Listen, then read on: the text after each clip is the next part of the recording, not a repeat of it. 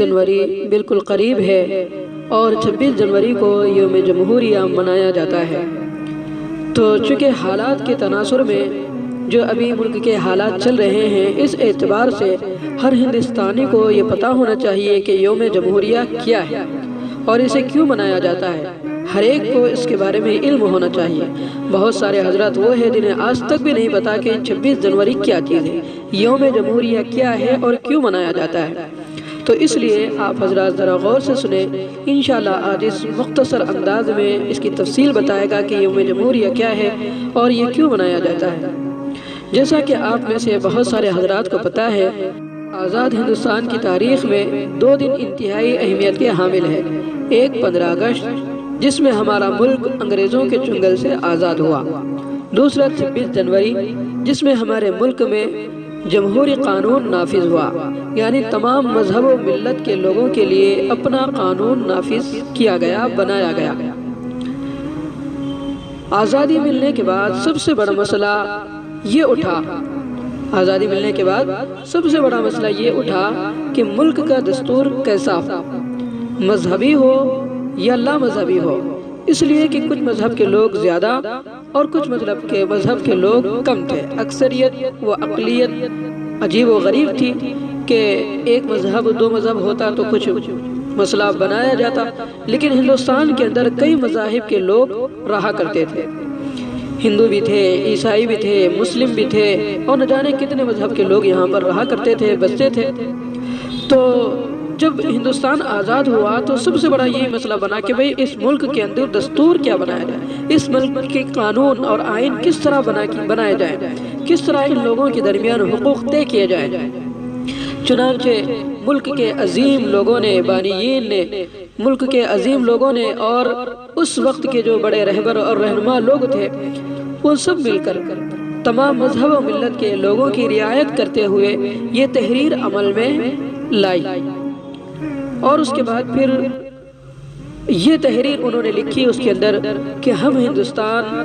ہندوستانی عوام یہ تجویز کرتے ہیں کہ ہندوستان یعنی انڈیا ایک آزاد سماجوادی جمہوری ملک ہے، اس لیے اس ملک میں تمام شہریوں کے لیے سماجی، معاشی، سیاسی انصاف، آزادی خیال، اظہار رائے، آزادی عقیدہ و مذہب اور آزادی عبادات اور آزادی انفرادی تشخص اور ہر انسان کے احترام کو بھی لازم قرار دیا جائے گا، اور اس ملک کی سالمیت و یکجہتی کو قائم رکھا جائے گا۔ تو اس طرح کے قانون بنائے کہ ہر مذہب و ملت کے لیے یہاں پر یکساں قانون رہے گا۔ یہ تمام تجویزیں طے کی گئی اور اس طرح یہ قانون نافذ کیا گیا۔ اور پھر یہ قانون نافذ کرنے کے بعد کہ ہر ایک کو جمہور، ہر ایک کو آزادی خیال، آزادی انصاف، آزادی سماجی اور معاشی، ہر اعتبار سے ہر ایک کو آزاد بنایا گیا اس ہندوستان میں اور اس ملک میں۔ اس طرح کے قانون اور بھی بہت سارے نافذ کیے گئے، لیکن وہ سارے قانونوں کو یہاں کہنا اور بتانا مناسب نہیں ہے۔ بہرحال 26 جنوری 1950 کو اس نئے قانون کو لاگو کر کے، نافذ کر کے پہلا جشن یوم جمہوریہ منایا گیا۔ اس طرح ہر سال 26 جنوری کو جشن یوم جمہوریت کے عنوان سے منایا جانے لگا۔ تو دوستو، یہ یوم جمہوریہ ہمیں یوں ہی نہیں ملا، صرف احتجاج اور نعرے سے نہیں ملا، صرف انگلیاں کٹانے سے نہیں ملا، کچھ چیخ و پکار کرنے کی وجہ سے نہیں ملا، بلکہ ملک کے لا تعداد لوگوں نے اس ملک کے لیے جانیں قربانی کی، کئی مذاہب کے لوگوں نے جانیں قربانی کی، لیکن ان سب میں سب سے زیادہ جو صف اول میں کھڑے ہونے والے اور سب سے زیادہ خون اور جان کی بازی لگانے والے وہ مسلمانوں کو شمار کیا گیا۔ سب سے زیادہ جو صف اول میں کھڑے ہونے والے تھے انگریزوں کو چنگل سے اس ملک کو آزاد کرنے کے لیے، وہ مسلمانوں کی تعداد ہے۔ بہرحال آزادی کے بعد یہ قانون بنایا گیا، اور اس قانون کو بنانے کے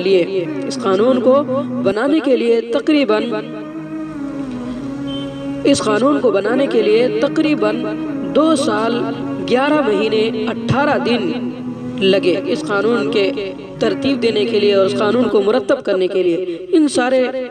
2 سال 11 مہینے 18 دن کے بعد جب یہ قانون بن گئے تو 26 جنوری کو یہ قانون مرتب کیے گئے، نافذ کیے گئے اور اسی دن سے یہ جشن منایا جانے لگا۔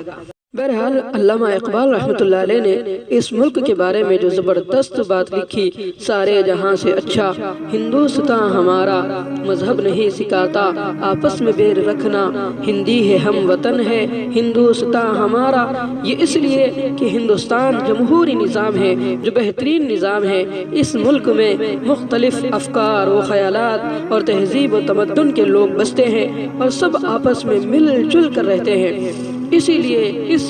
ملک کو جمہوری ملک قرار دیا گیا۔ اسی لیے 26 جنوری کو سب کے ساتھ برابری کے قانون بنانے کی تائید میں اور کثیر المذاہب کے باوجود باہمی یکجہتی اور میل جول کے اس عظیم ملک ہندوستان کی جمہوریت پر ناز کرنے کے لیے یوم جمہوریت منا کر شہیدان ملک اور اس قانون کے نافذ کرنے والے بانیین کو خراج عقیدت پیش کی جاتی ہے۔ اسی لیے اس دن کو یوم جمہوریہ کہا جاتا ہے۔ لیکن دوستو افسوس کے ساتھ آج اس کہہ رہا ہے کہ نہ جانے آج اس ملک کو کس کی نظر لگ گئی کہ اب وہ ساری چیزیں یاد آتی ہیں جو پہلے 1950 میں یہ قانون لاگو کیے گئے تھے، اور اس وقت جو لوگوں کے درمیان آپس میں بھائی چارگی تھی اسے دیکھ کر وہ گزرا ہوا زمانہ آج بھی یاد آتا ہے۔